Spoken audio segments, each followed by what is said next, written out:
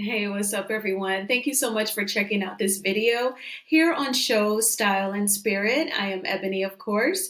I wanted to make a video about Carlos King's recent interview with Coko from SWV. I just watched the interview today. As soon as I logged out of work, I watched it and I just really wanted to get a feel of his line of questioning during his interview with Coko. And I have to say that Carlos was really trying to be messy in an underhanded way, but he could not drag Coko down in the mud with him. I feel like Coko peeped game right from the beginning, and she never took his bait. So let me go right on in, jump right on in with my notes. So Carlos again tried to use Coko to shade Kandi, but Coko did not fall for it.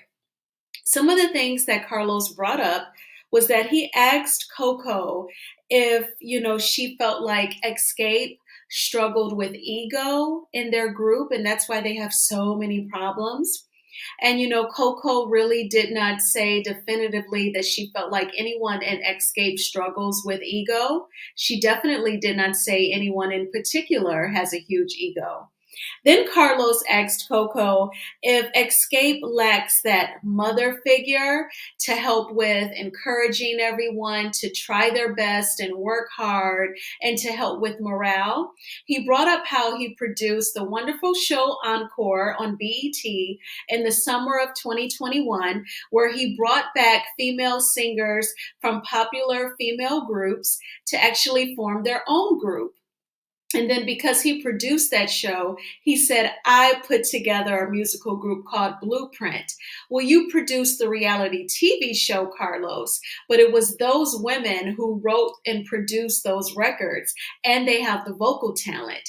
You produced the reality TV show, but it's not like you're a Berry Gordy or Babyface or Diddy. Let's just stay in our own lanes, right? But there's more. So, Coco, she did not definitively say again that she felt like they were really lacking a mother figure. She said that for them, it was Taj, because, I totally sense Taj's positive energy just from watching the Queens of R&B. I absolutely love it. I love Taj's positive energy. So I agreed with Coco on that. I saw where she was coming from. And then Carlos said that Tasha was being vilified on the Queens of R&B show. And then he asked Coco, how is she? He was acting like Tasha had experienced, God forbid, a loss or had been physically injured, but he said that she was being vilified on the show. When her sister said that she has receipts that can prove that she and Rocky allegedly took Tamika's $30,000 royalty check. And, how is she being vilified when she allegedly, was getting the gospel recording deal without telling her band members? How is Tasha being vilified, Carlos? I just felt like he was on a sneak tip trying to make Kandi look like the monster and look like the bad person. And without him just saying it outright, he did it in the form of an interview with Coko. And he was trying to get Coko to confirm. But again, she did not fall for it. And then also, Carlos asked Coko, what would it take for her to do another season of the Queens of R&B? And Coko said, the money. And then she laughed. I felt like that was a very honest and realistic response. And it was like she read my mind, because I thought to myself, if the money was right, she'll do it again. And I was right. And I said that not from a negative place, but just from a realistic place. I mean, it's reality TV. Why do you think anybody does reality TV and open up their life to a world of strangers to judge them, troll them on social media? It's for the money, and it's for the exposure to sell products. It's smart business at some point for people who have a business mind. Not Destiny. Okay, but let me stick to Bravo, Carlos, which leads me to my next point. I do feel like Carlos, he definitely admires the Bravo network. He definitely enjoys the Real Housewives franchise. But even now, we're seeing that he loves the spinoffs that appear on the Bravo network because he absolutely reviews everything that's Bravo related. He totally is on top of everything, knows what's current, what's trending, what us viewers are talking about, how we feel about the reality TV stars that are on Bravo. Meanwhile, hardly any bloggers recap Love and Marriage DC. There are so many people who say in chats here on YouTube that Love and Marriage DC is a snooze fest. So I feel like, Carlos, why don't you do more creative things with reviewing Love and Marriage DC?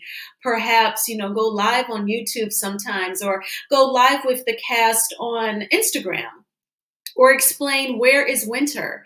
We didn't even see her in this last episode. Out of 10 episodes, we've seen Winter in about 3 of them, when she totally carried season 1 with her real life storyline. I'm just going to keep on saying that because there would be no season 2. There would be no season 2 if it wasn't for Winter's storyline during season 1. But I feel like that's of no priority to Carlos because I feel like he really misses working on the Bravo network. I feel like that's where his heart is. And I don't know what happened where perhaps he cannot go back, but I feel like that's where his heart is. What do you all think? So also, Carlos King brought up Billboard rankings between SWV and Escape. And he said that, according to Billboard, SWV has more hits. And I have been saying, between the two groups, SWV would be the more mainstream. Like, I know white people personally who adore the songs Weak and the Human Nature remix to Right Here. So between the two, SWV is more mainstream. Not saying that being mainstream is the definition of success, because we all know that that is not. But if you're going to measure which band is bigger, it would be SWV. However, both bands are special. Both musical groups are special to me. I enjoy them both. I get so nostalgic watching this show and listening to their music. I own both groups' music. I love them 100%. But I just kind of felt like, again, he was using other mechanisms to shade Escape. If it wasn't Coko, it was Billboard, and then Escape has to kind of take the brunt of his issues with Kandi and that distance between he and Kandi. One thing I can relate to Kandi is that, once I'm done, I have to protect my peace. I have to protect myself. So yeah, I'm going to be distant. Absolutely. So I totally see when she told House of Aaron last year, she really just don't fuck with him. I get it. I felt it. I understood it. So I have to say also, the millimeters are spot on. Y'all are some spiritual, praying, manifesting women out there, because y'all have been calling out Carlos King for a very long time now. And I mean, now we're seeing that same energy being applied to Kandi, but he's using like other people to call out what he wants to call out. So those were my points. That was my feedback from the interview. Definitely go on Carlos King's YouTube channel and watch the interview, and let me know in the comments what you thought about the interview. Even the thumbnail was shady. Escaping the drama. It was something escaping, something like drama. Oh my gosh. And then it's also like he was almost like turning on the bat signal, almost trying to get Kandi to respond. But Kandi, I say don't even bother, because it was all like subliminals. If you're not going to be direct, if you're not going to say it outright, Carlos, then just leave it alone. You know what I'm saying? So yeah, Kandi, don't even respond to it. Don't even include him in the next speak on it. There's no need. But definitely, please hit the like button on this video. I would so appreciate it. And if you have not already done so, please subscribe to Show Style and Spirit. And I hope that you all had a fantabulous Monday. Mine was so busy, but I am glad that it's behind me. We're going to have an awesome Tuesday. Take care. Bye-bye.